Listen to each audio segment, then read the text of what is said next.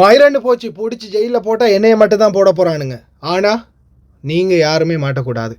அஸ்ஸலாமு அலைக்கும் வரஹ்மத்துல்லாஹி வபரகாத்து. அன்பார்ந்த அனைத்து உறவுகளுக்கும் இனிய மாலை வணக்கம். அன்பார்ந்த உறவுகளே, எக்காரணத்தை கொண்டும் உங்களுடைய சிவில் ஐடி கார்டு நீங்கள் இதில் சம்மந்தப்படலை, உங்களுக்கு இதில் சம்மந்தமே இல்லை, உங்கள் பாபா மாமா செய்த செயலால் உங்கள்கிட்ட வந்து உங்களுடைய அக்காமா கேட்டால் கடைசி வரைக்கும் கொடுக்காதீங்க.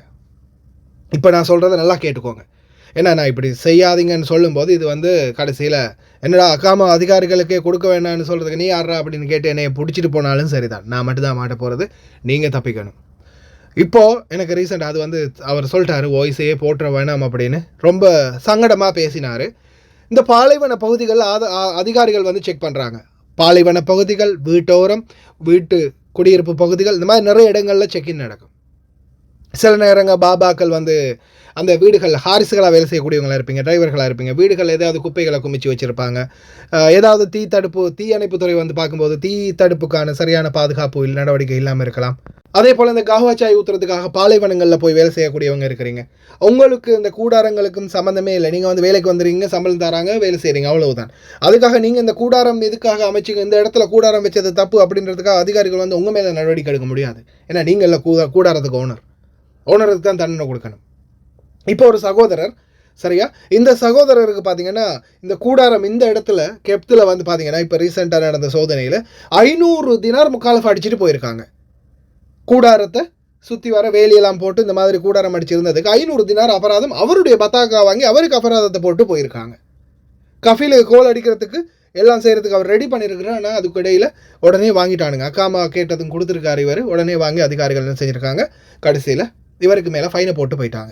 இப்போ இந்த 500 தினாரை கட்டும் வரைக்கும் இவர் வந்து எங்கேயுமே போக முடியாது. கூடாரத்தை உடச்சி ஃபுல்லாக நாசம் பண்ணிட்டு போனதால் கஃபீல் வந்து இவரை திட்டிட்டு நீ ஏன் கோல் பண்ணலை அப்படி இப்படின்னு சத்தம் வச்சுட்டு போயிருக்கிறான். நாங்கள்லாம் காசு கட்ட மாட்டேன், நீ ஏன் கட்டிக்கோ அப்படின்னு சொல்லிட்டு கணக்கு இல்லாமல் இருக்கிறான். எவ்வளோ பெரிய ஒரு அநியாயம் பார்த்தீங்களா? நான் மறுபடியும் சொல்கிறேன், எக்காரணத்தை கொண்டு அக்காவை கேட்டால் நீங்கள் சொல்லிடுங்க கஃபீல்கிட்ட இருக்குது, நான் கஃபீலுக்கு கோல் அடிக்கிறேன் பேசிக்கோங்க, இல்லைனா கஃபீலோட பார்த்துக்கோங்க அப்படின்னு சொல்லிட்டு ஓரமாக ஒதுங்கிருங்க. உடனே அவனுக்கு கால் பண்ணுங்கள். இந்த மாதிரி யாராவது அதிகாரிகள் வராங்கன்னா உடனே முதலாளி கால் பண்ணி, முதலாளி இந்த வந்திருக்காங்க பாபா ஈஜி ஹாத பலதியா ஷூஃப் கல்லம், கொண்டு போய் ஃபோனை கொடுங்க. உங்களுடைய ஐடி கேட்டால் ஐடி இல்லை, ஐடி எந்த பாபா மாக்கு சேல் ஐடி மாக்கு மாஃபின்னு சொல்லுங்கள். அடித்து பிடுங்க மாட்டாங்களே. கேட்டால் இந்தா இருக்கார் பாபா, பாபா கொஞ்சம் வாங்க அப்படின்னு பாபாவை கூப்பிடுங்க, இல்லாட்டி கால் பண்ணி சொல்லுங்கள். இக்காரணத்தை கொண்டும் கொடுக்காதீங்க. உங்கள் மேலே தவறு இல்லைன்னா கடைசியில் ஃபைன் உங்கள் மேலே போட்டு போயிடுவாங்க. கடைசியில் சில கஃபீல்கள் கை விட்டுருவாங்க. நீங்கள் தான் கஷ்டப்படணும். அதனால தான் சொல்கிறேன், தயவு செய்து கவனம். இந்த பாலைவனங்களில் வேலை செய்யக்கூடியவங்க பாருங்கள் எப்படி அடித்து நொறுக்குறாங்கன்னு பாருங்கள். இந்த அளவுக்கு எல்லாத்தையுமே அடித்து நொறுக்கிட்டு கடைசியில் ஃபைனையும் போட்டு போயிடுவாங்க. கடைசியில் மாட்ட போகிறது நீங்கள் தான். தயவு செய்து கவனம் அன்பார்ந்த உறவுகளை. முடிந்த வரைக்கும் இந்த வீடியோவை ஷேர் பண்ணுங்கள், மற்ற நண்பர்களும் தெரிந்து கொள்ளட்டும், பாதுகாப்பாக இருக்கட்டும். ஏன்னா நிறைய பேர் இந்த டைமில் இப்போ பாலைவன பகுதிகளில் தான் நிறைய பேர் இருக்கிறாங்க கூடாரங்களில். கடைசியில் இந்த மாதிரி ஏதாவது ஒன்று ஆயிடுச்சுன்னா நம்ம தொழிலாளர்கள் தான் பாதிக்கப்பட போகிறது. தயவு செய்து ஷேர் பண்ணுங்கள் ப்ளீஸ்.